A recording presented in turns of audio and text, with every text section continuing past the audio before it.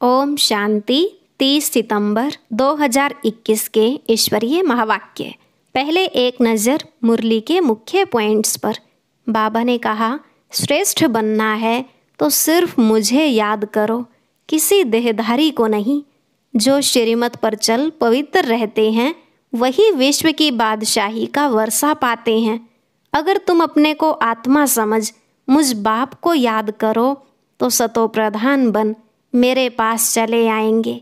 मेरे गले की माला बन फिर विष्णु के गले की माला बन जाएंगे। सभी चाहते हैं हम मुक्ति धाम में जाएं, परंतु ऐसे कोई वापस जा नहीं सकते। सबको पार्ट में आना ही है। अभी बाप तुमको वापस ले जाने के लिए तैयार कर रहे हैं। जब तुम तैयार हो जाएंगे तो परम धाम से सब आत्माएं यहाँ आ जाएंगी। फिर यह दुनिया खलास हो जाएगी। रावण ने ही यह दुख की दुनिया बनाई है। भारत का नंबर 1 दुश्मन यह रावण है और नंबर 1 दोस्त सदा सुख देने वाला है खुदा। बाप ही सबका लिबरेटर, दुख हरता सुख करता है। वही तुमको रावण से छुड़ाते हैं। अब तुम नई दुनिया में जाकर राज्य करेंगे। फिर नंबरवार चक्र चलेगा। जो जितना याद में रहेंगे उतना पवित्र बनेंगे। औरों को भी आप समान बनाएंगे तो बहुतों की आशीर्वाद मिलेगी। लास्ट में बाबा ने कहा, बाप आए हैं मनुष्य मात्र की तकदीर जगाने। तुम जो कुछ इस दुनिया में देखते हो वह तो खत्म हो जाना है। सब त्राही त्राही कर विनाश हो जाएंगे। इसलिए बाबा तुमको कहते हैं, त्राही त्राही के पहले बेहद के बाप से कुछ वर्षा ले लो। अब सुनते हैं महावाक्यों को विस्तार से। मुरली का सार। मीठे बच्चे, अभी यह रावण राज्य, पुरानी दुनिया खत्म हो, नई दुनिया आ रही है। इसलिए श्रीमत पर चल पवित्र बनो तो श्रेष्ठ देवी देवता बनेंगे। प्रश्न, बाप अपने बच्चों को सत्यनारायण की कथा सुनाते हैं। उस कथा का रहस्य क्या है? उत्तर, उसका रहस्य है बादशाही लेना और गवाना। अल्फ को अल्लाह मिला तो गदाई छोड़ दी। जो विश्व के मालिक थे वही 84 जन्म ले राजाई गवा देते हैं। फिर बाप उन्हें राजाई देते हैं। पतित से पावन बनना, गदाई छोड़ राजाई लेना, यही सच्ची सत्यनारायण की कथा बाप सुनाते हैं। गीत। आखिर वह दिन आया आज। ओम शांति। ओम शांति का अर्थ तो रूहानी बाप ने समझाया है। ओम माना अहम आत्मा हूँ और मेरा शरीर है। आत्मा तो देखने में नहीं आती है, यह समझ में आता है मैं आत्मा हूँ, यह मेरा शरीर है। आत्मा में ही मन बुद्धि है, शरीर में बुद्धि नहीं है। आत्मा में ही संस्कार अच्छे व बुरे रहते हैं। मुख्य है आत्मा। उस आत्मा को कोई देख नहीं सकते हैं। शरीर को आत्मा देखती है, आत्मा को शरीर नहीं देख सकता। जान सकते हैं कि आत्मा निकल जाती है तो शरीर जड़ हो जाता है। आत्मा देखी नहीं जाती है, शरीर देखा जाता है। वैसे ही आत्मा का जो फादर है, जिसको ओ गॉड फादर कहते हैं, वह भी देखने में नहीं आते हैं। उनको समझा जा सकता है, जाना जा सकता है। आत्माएं सब ब्रदर्स हैं। शरीर में आते हैं तो कहेंगे यह भाई भाई हैं, वह भाई बहन हैं। आत्माओं का बाप है परम पिता परमात्मा। जिस्मानी भाई बहन एक दो को देख सकते हैं। आत्माओं का बाप सभी का एक है, उनको देख नहीं सकते। तो बाप आए हैं पुरानी दुनिया को नया बनाने। नई दुनिया सतयुग थी, यह पुरानी दुनिया कलयुग है। इनको अब बदलना है। जैसे पुराना घर खत्म हो नया घर बनता है, वैसे यह पुरानी दुनिया खलास होनी है। सतयुग के बाद त्रेता, द्वापर, कलयुग, फिर सतयुग आना जरूर है। वर्ल्ड की हिस्ट्री ज्योग्राफी रिपीट होनी है। सतयुग में होता है देवी देवताओं का राज्य। आधा कल्प चलता है सूर्यवंशी और चंद्रवंशी। उनको कहा जाता है लक्ष्मी नारायण की डायनेस्टी, राम सीता की डायनेस्टी। तो यह सहज है ना। फिर द्वापर कलयुग में और धर्म आते हैं। फिर देवी देवताएं जो पवित्र थे वह अपवित्र बन जाते हैं। इनको कहा जाता है रावण राज्य। रावण को वर्ष वर्ष जलाते हैं परंतु जलता ही नहीं है। यह है सबका बड़ा दुश्मन, इसलिए उनको जलाने की रस्म पड़ गई है। भारत का नंबर 1 दुश्मन है रावण और नंबर 1 दोस्त सदा सुख देने वाला है खुदा। खुदा को दोस्त कहते हैं ना, इस पर एक कहानी भी है। तो खुदा है दोस्त, रावण है दुश्मन। खुदा दोस्त को कभी जलाएंगे नहीं। रावण दुश्मन है, इसलिए 10 शीश वाला रावण बनाकर उनको वर्ष वर्ष जलाते हैं। गांधी जी भी कहते थे हमें राम राज्य चाहिए। राम राज्य में है सुख, रावण राज्य में है दुख। अब यह कौन बैठ समझाते हैं? पतित पावन बाप, शिव बाबा, ब्रह्मा दादा। बाबा हमेशा सही करते हैं, बाप दादा। प्रजापिता ब्रह्मा भी तो सबका होगा, जिसको एडम कहा जाता है। उनको ग्रेट ग्रेट ग्रैंड फादर कहा जाता है। मनुष्य सृष्टि में प्रजापिता हुआ। प्रजापिता ब्रह्मा द्वारा ब्राह्मण, फिर ब्राह्मण सो देवी देवता बनते हैं। देवता क्षत्रिय वैश्य शूद्र बन जाते हैं। इनको कहा जाता है प्रजापिता ब्रह्मा, मनुष्य सृष्टि का बड़ा। प्रजापिता ब्रह्मा के कितने ढेर बच्चे हैं। बाबा बाबा कहते रहते हैं। यह है साकार बाबा। शिव बाबा है निराकार बाबा। गाया भी जाता है प्रजापिता ब्रह्मा द्वारा नई मनुष्य सृष्टि रचते हैं। यह है पतित दुनिया, रावण राज्य। अब रावण की आसुरी दुनिया खत्म हो जाएगी। उसके लिए यह महाभारत लड़ाई है। फिर सतयुग में इस रावण दुश्मन को कोई जलाएंगे ही नहीं। रावण होगा ही नहीं। रावण ने ही यह दुख की दुनिया बनाई है। ऐसे नहीं जिनके पास पैसे बहुत हैं, बड़े बड़े महल आदि हैं, वह स्वर्ग में हैं। बाप समझाते हैं भल किसके पास करोड़ हैं परंतु शांति नहीं है। पैसे आदि तो सब मिट्टी में मिल जाने वाले हैं। नई दुनिया में फिर नई खानियाँ निकलती हैं, जिससे नई दुनिया के महल आदि सारे बनाए जाते हैं। यह पुरानी दुनिया अब खत्म होनी है। सतयुग में है वाइसलेस, संपूर्ण निर्विकारी। वहाँ बच्चे योग बल से पैदा होते हैं। विकार वहाँ होता ही नहीं। न देह अभिमान, न क्रोध, न काम। 5 विकार होते ही नहीं। इसलिए वहाँ कब रावण को जलाते ही नहीं। यहाँ तो रावण राज्य है, इसलिए सब पुकारते हैं हे पतित पावन आओ। वह तो लिबरेटर भी है, सबका दुख हरता है। अभी सब रावण राज्य में है। बाप को आकर छुड़ाना पड़ता है। अब बाप कहते हैं तुम पवित्र बनो। यह पतित दुनिया खत्म होनी है। जो श्रीमत पर चलेंगे वह श्रेष्ठ देवी देवता बनेंगे। विनाश तो होगा, सब खत्म हो जाएंगे। बाकी कौन बचेंगे? जो श्रीमत पर पवित्र रहते हैं वही बाप की मत पर चल विश्व की बादशाही का वर्षा पाते हैं। इन लक्ष्मी नारायण का राज्य था ना, अभी तो रावण राज्य है जो खत्म होना है। सतयुगी राम राज्य स्थापन होना है। राम वह सीता वाला नहीं। शास्त्रों में तो बहुत फालतू बातें लिख दी हैं। लंका यह सारी दुनिया है, इसमें रावण का राज्य है। भारत सोने की चिड़िया था सतयुग में, जबकि दूसरा कोई राज्य ही नहीं था। बाप भारत में आकर फिर से सोने की चिड़िया स्वर्ग बनाते हैं। बाकी जो इतने धर्म हैं सब खत्म हो जाएंगे। समुद्र भी उछल मारेगा। बॉम्बे क्या था? एक छोटा सा गावड़ा था। अभी सतयुग की स्थापना होती है, फिर बॉम्बे आदि रहेगी नहीं। सतयुग में बहुत थोड़े मनुष्य होते हैं। कैपिटल दिल्ली होती है, जहाँ लक्ष्मी नारायण का राज्य होता है। दिल्ली सतयुग में परिस्तान थी, दिल्ली ही गद्दी थी। राम राज्य में भी दिल्ली ही कैपिटल रहती है, परंतु राम राज्य में हीरे जवाहरों के महल थे, अथाह सुख था।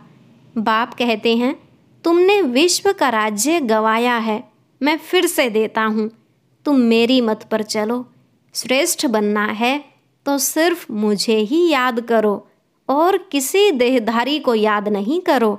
अपने को आत्मा समझ मुझ बाप को याद करो तो तुम तमो प्रधान से सतो प्रधान बन जाएंगे। तुम मेरे पास चले आएंगे। तुम मेरे गले की माला बन फिर विष्णु के गले की माला बन जाएंगे। माला में ऊपर हूँ मैं, फिर युगल है ब्रह्मा सरस्वती।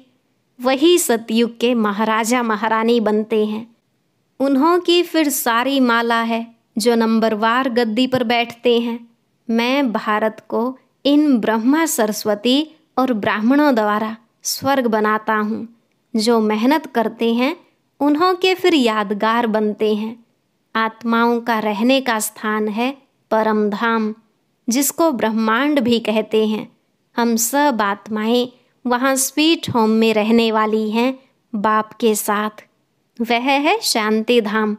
मनुष्य चाहते हैं हम मुक्ति धाम में जाएं, परंतु वापिस कोई जा नहीं सकते। सबको पार्ट में आना ही है। तब तक बाप तुमको तैयार करते रहते हैं। तुम तैयार हो जाएंगे तो वहाँ जो भी आत्माएं हैं वह सब आ जाएंगी। फिर खलास, तुम जाकर नई दुनिया में राज्य करेंगे। फिर नंबरवार चक्र चलेगा। गीत में भी सुना है ना, आखिर वह दिन आया आज। भक्ति मार्ग में धक्के खाते रहते हैं। बाप है ज्ञान सूर्य, ज्ञान सूर्य प्रगटा, अज्ञान अंधेर विनाश। अभी तुम्हारी बुद्धि में सृष्टि के आदि मध्य अंत का ज्ञान है। जानते हो, जो भारतवासी नर्कवासी हैं वह फिर स्वर्गवासी बनेंगे। बाकी इतनी सब आत्माएं शांति धाम में चली जाएंगी। समझाना बहुत थोड़ा है। अल्फ बाबा बे बादशाही, अल्फ द्वारा बादशाही मिल जाती है, गदाई खत्म हो जाती है। उसकी कहानी बाप बैठ समझाते हैं। यह है सच्ची सत्यनारायण की कथा। बाकी सब हैं दंत कथाएं। बाप ही नर से नारायण बनने के लिए यह ज्ञान सुनाते हैं। हिस्ट्री ज्योग्राफी है ना। लक्ष्मी नारायण का राज्य कब शुरू हुआ, कब तक चला, तो कथा भी हुई ना। जो विश्व पर राज्य करते थे वह 84 जन्म लेकर बिल्कुल ही तमोप्रधान बन गए हैं। अभी बाप कहते हैं, मैं वही राज्य फिर से स्थापन करता हूँ। तुम कैसे पतित से पावन, पावन से पतित बनते हो, वह सारी हिस्ट्री ज्योग्राफी समझाते हैं। पहले पहले सूर्यवंशियों का राज्य, फिर चंद्रवंशियों का, उनके बाद दूसरे भी बौद्धि, इस्लामी, फिर क्रिश्चियन आए। फिर वह देवी देवता धर्म जो था सो गुम हो गया। फिर वर्ल्ड की हिस्ट्री ज्योग्राफी रिपीट होगी। शास्त्रों में ब्रह्मा की आयु 100 वर्ष दिखाई हुई है। यह जो ब्रह्मा है जिसमें बाप बैठ वर्षा देते हैं, इनका भी शरीर छूट जाएगा। आत्माओं को बैठ जो आत्माओं का बाप है वह सुनाते हैं। वही पतित पावन है। मनुष्य मनुष्य को पावन बना नहीं सकेंगे। जो खुद ही मुक्त नहीं हो सकते वह औरों को फिर कैसे करेंगे। वह तो सब भक्ति सिखलाने वाले अनेक गुरु हैं। कोई कहेंगे फलाने की भक्ति करो, कोई कहेंगे शास्त्र सुनो। अनेकानेक मत मतांतर हैं, इसलिए सब और ही बेसमझ बन गए हैं। अब बाप आकर समझदार बनाते हैं। यह लक्ष्मी नारायण समझदार विश्व के मालिक थे ना। अब कितने कंगाल बन गए हैं। फिर शिव बाबा आकर नरकवासी से स्वर्गवासी बनाते हैं। बाप कितना अच्छी तरह से समझाते हैं कि यहाँ तकदीर जग जाए। बाप आते ही हैं मनुष्य मात्र की तकदीर जगाने। सब पतित दुखी है ना, सब त्राही त्राही कर विनाश हो जाएंगे। इसलिए बाबा कहते हैं, त्राही त्राही के पहले बेहद के बाप से कुछ वर्षा ले लो। यह जो कुछ दुनिया में देखते हो वह सब खत्म हो जाना है। Fall of Bharat, rise of Bharat, यह भारत का ही खेल है। राइज होगा सतयुग में, अब कलयुग में फॉल होना है। यह सब रावण राज्य का पोंप है, अब विनाश होना है। Fall of world, rise of world, सतयुग में कौन कौन राज्य करते हैं यह बाप बैठ समझाते हैं। राइज ऑफ भारत, देवताओं का राज्य। फॉल ऑफ भारत, रावण का राज्य। अभी नई दुनिया बन रही है, पुरानी दुनिया खत्म हो जाएगी। इसके पहले तुम पढ़ रहे हो बाप से वर्षा लेने। कितना सहज है। यह है मनुष्य से देवता बनने की पढ़ाई। सन्यासियों का है ही निवृत्ति मार्ग, वह धर्म ही अलग है। वह तो ग्रस्त व्यवहार छोड़ चले जाते हैं, उनका है हद का सन्यास। तुमको इस पुरानी दुनिया का सन्यास कर फिर यहाँ आना नहीं है। यह भी अच्छी रीति समझाना है कौन कौन से धर्म कब आते हैं। द्वापर के बाद ही और धर्म आते हैं। पहले सुख भोगते हैं फिर दुख। यह सारा चक्र बुद्धि में बिठाना होता है। जब से तुम चक्र में आते हो महाराजा महारानी बनते हो। सिर्फ अल्फ और बे को समझाना है। बाबा किसको विलायत में जाने की मना नहीं करते हैं। यूं तो सब चाहते हैं कि मृत्यु अपने देश में ही हो। अब विनाश तो होना ही है। हंगामा इतना हो जाएगा जो विलायत से फिर आ भी नहीं सकेंगे। इसलिए बाप समझाते हैं कि भारत भूमि सबसे उत्तम है, जहाँ बाप आकर अवतार लेते हैं। शिव जयंती भी मनाई जाती है। सिर्फ कृष्ण का नाम डालने से सारी महिमा ही खत्म हो गई है। सर्व मनुष्य मात्र का लिबरेटर यहाँ आकर अवतार लेते हैं। गॉड फादर ही है जो आकर लिबरेट करते हैं। तो ऐसे बाप को नमन करना चाहिए, उनकी जयंती मनानी चाहिए। परंतु कृष्ण का नाम डालने से सारी वैल्यू गुम कर दी है। नहीं तो भारत सबसे उच्च तीर्थ है। वह बाप यहाँ ही आकर सबको पावन बनाते हैं। तो यह सबसे बड़ा तीर्थ ठहरा। सबको दुर्गति से छुड़ाए सदगति देते हैं। यह ड्रामा बना हुआ है। अभी तुम आत्माएं जानती हो, हमारा बाबा इस अपने शरीर द्वारा यह राज समझा रहे हैं। हम आत्मा इस शरीर द्वारा सुनती हैं। आत्म अभिमानी बनना है। अपने को आत्मा समझ बाप को याद करो तो कट निकलती जाएगी और पवित्र बन तुम बाप के पास आ जाएंगे। जितना याद करेंगे उतना पवित्र बनेंगे। औरों को भी आप समान बनाएंगे तो बहुतों की आशीर्वाद मिलेगी, उच्च पद पालेंगे। इसलिए गाया जाता है सेकंड में जीवन मुक्ति। अच्छा, मीठे मीठे सिकिलधे बच्चों प्रति माता पिता बाप दादा का याद प्यार और गुड मॉर्निंग। रूहानी बाप की रूहानी बच्चों को नमस्ते। रूहानी बच्चों की रूहानी बाप दादा को नमस्ते नमस्ते, गुड मॉर्निंग। शुक्रिया बाबा, शुक्रिया। धारणा के लिए मुख्य सार। पहला पॉइंट, बाप के गले की माला बन विष्णु के गले में पिरोने के लिए संपूर्ण सतोप्रधान बनना है। एक बाप की मत पर चलना है। दूसरा, ऐसी सेवा करनी है जो अनेक आत्माओं की आशीर्वाद मिलती रहे। त्राही त्राही होने के पहले बाप से पूरा पूरा वर्षा लेना है। आज का वरदान, ताज और तिलक को धारण कर बाप दादा के मददगार बनने वाले दिल तख्त नशीन भव। ताज और तिलक को धारण कर बाप दादा के मददगार बनने वाले दिल तख्त नशीन भव।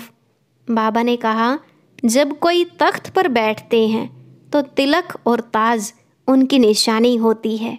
ऐसे जो दिल तख्त नशीन हैं उनके मस्तक पर सदैव अविनाशी आत्मा की स्थिति का तिलक दूर से ही चमकता हुआ नजर आता है। सर्व आत्माओं के कल्याण की शुभ भावना उनके नयनों से व मुखड़े से दिखाई देती है। उनका हर संकल्प, वचन और कर्म बाप समान होता है। आज का स्लोगन, सरल याद के लिए सरलता का गुण धारण करो, संस्कारों को सरल बनाओ। सरल याद के लिए सरलता का गुण धारण करो, संस्कारों को सरल बनाओ। ओम शांति। आज की अव्यक्त मुरली जरूर सुने। उसके लिए ऊपर दिए गए बॉक्स को टच करें।